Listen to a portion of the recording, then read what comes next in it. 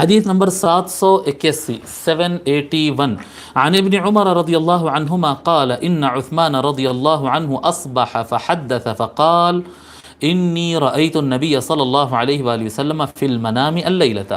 حضرت عبداللہ ابن عمر رضی اللہ عنہما روایت کرتے ہیں، کہتے ہیں کہ بے شک حضرت عثمان غنی رضی اللہ تعالیٰ عنہ ایک مرتبہ صبح جاگے، جب صبح نیند سے وہ جاگے تو انہوں نے کہا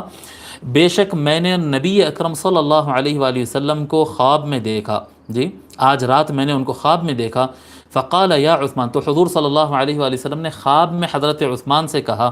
افطر عندنا، اے عثمان آج ہمارے پاس افطار کریے،